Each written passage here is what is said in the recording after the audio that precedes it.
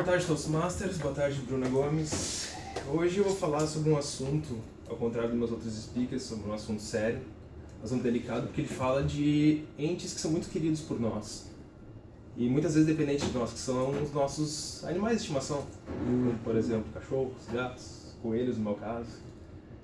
E que eles acabam sendo utilizados na nossa sociedade com um propósito somente para beneficiar a nós. Isso é a utilização deles em pesquisa, tanto como pesquisa para biomedicina, como para técnicas cirúrgicas. E eu vou começar minha apresentação hoje incitando uma pergunta para vocês. Se eu olhar para ti, tu me responderes de bate-pronto, tu és a favor de utilização de animais em pesquisa?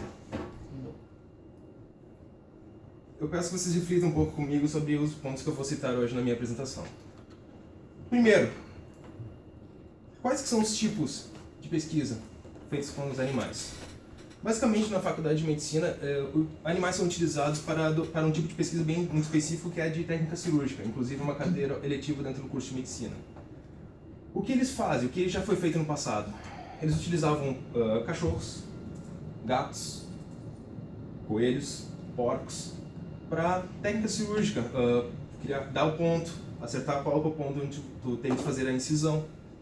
Porém, isso levava a alguns malefícios, porque a maioria das vezes, se o animal já chegava vivo, ele era sacrificado para então a técnica cirúrgica.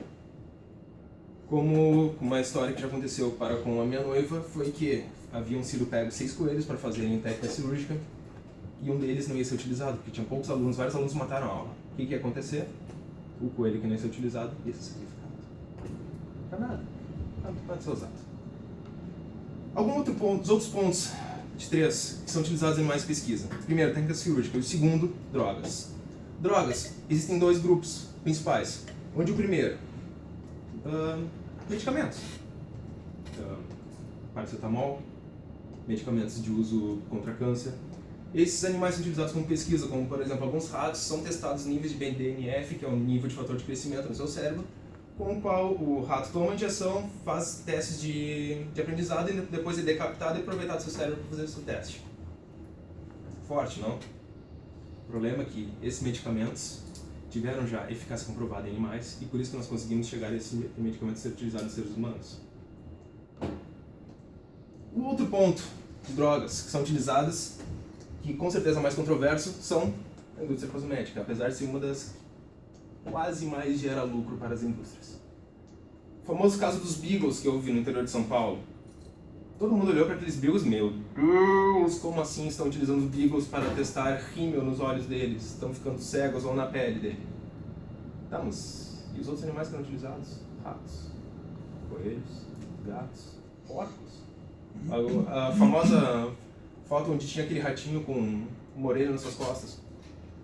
Querendo ou não, a utilização daquele rato, fazendo aquele enxerto, aquela técnica que se chama enxerto de uma orelha, foi muito importante para o avanço da medicina, principalmente na reconstrução plástica, reconstrução de queimaduras e afins.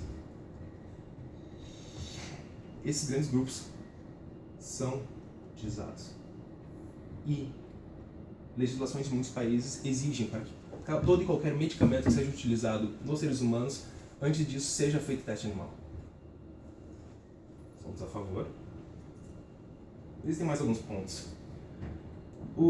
Convenção de Médicos americana, que agora acabou de me fugir qual que era a sigla inteira, disse que, dependendo a proposta de utilização de animais, a utilização de animais em pesquisa é muito bom, porque nós conseguimos ter garantia que o que funciona neles funcionará em nós.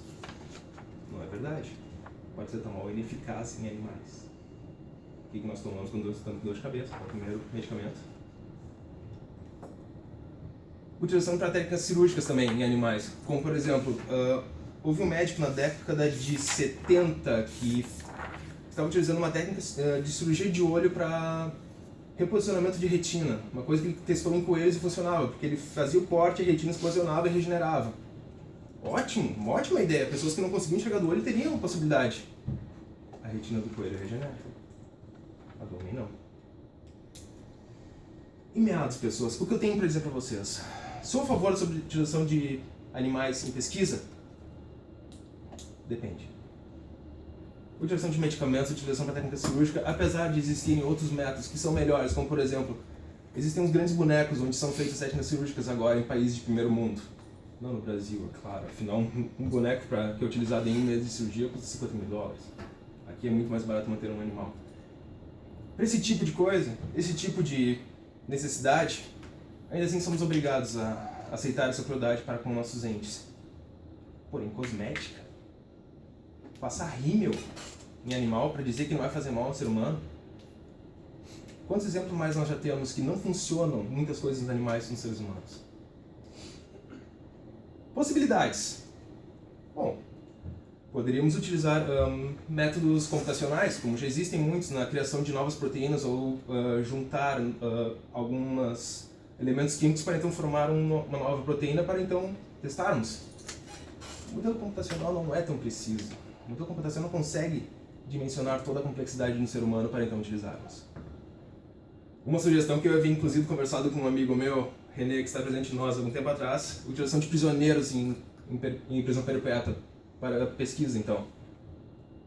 Estados Unidos, pena de morte, outro corpo para pesquisa. Qual o problema? Direitos humanos. Então, a pessoa não pode ser obrigada a fazer isso com o corpo dela.